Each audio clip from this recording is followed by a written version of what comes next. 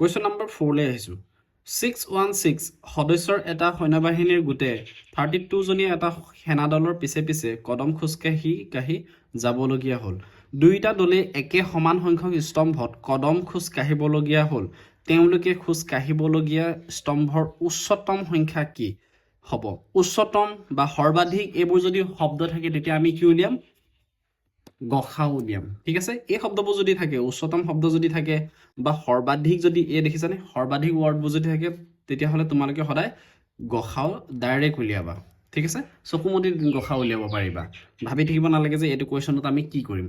এটা কিমান দি আছে 616 সদস্য এটা সৈন্যবাহিনীৰ গোটে 32 জনীয়া এটা সেনাদলৰ পিছে পিছে কদম খোজ কাঢ়ি যাবলগীয়া হৈছে ঠিক আছে দুইটা দলে একে সমান সংখ্যক স্তম্ভত কদম খোজ কাঢ়িবলগীয়া হ'ল তেওঁলোকে খোজ কাঢ়িবলগীয়া স্তম্ভৰ উচ্চতম সংখ্যা কি এতিয়া আমি এই সংখ্যাটো আৰু এই সংখ্যাটোৰ গসাউ উলিয়ালে হৈ যাব আমাৰ সংখ্যাকেইটা কিমান দি আছিলে 616 আৰু 32 এতিয়া আমি 616ক চুটি হৰণে কি কৰিম ভাঙিম এতিয়া ঠিক আছে 616 দুয়ে হৰণ কৰিম প্ৰথমতে 2 3 গুণ 6 দুয়ে একক হৰণ নাযায় সেইকাৰণে শূন্য বাৰ দিম কিমান হৈ গ'ল এতিয়া 16 হৈ গ'ল 2 8 গুণ 16 ঠিক আছে আকৌ দুয়ে হৰণ কৰিম 2 1 গুণ 2 1 গুচি আহিলে 10 হৈ গ'ল 2 5 গুণ 10 2 8 হৰণ কৰিলে 2 4 গুণ 8 2 15 হৰণ কৰিম 2 7 গুণ 15 2 7 গুণ 14 1 আহিলে এইফালে আকৌ 2 7 গুণ 14 আকৌ 7ৰে যাব 7 11 77 ঠিক আছে 2 কেইটা পালো 2 3টা পালো 7 এটা 2 3টা 7 এটা আৰু 11 এটা ঠিক আছে এটা 32ক আমি ভাঙিম 32ক চুটি হৰণে ভাঙিম 2 16 32 2 8 গুণ 16 2 4 গুণ 8 2 2 গুণ 4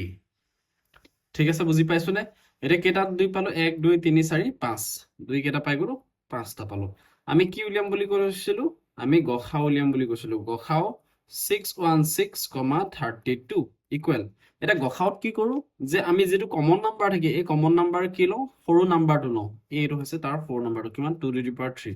2 to the power 3 মানে কিমান 2 কেইটা পূৰণ হৈ আছে 2 3টা পূৰণ হৈছে তাৰ মানে 2 2 গুণ 4 4 2 গুণ 8 এইটোৱে তাৰ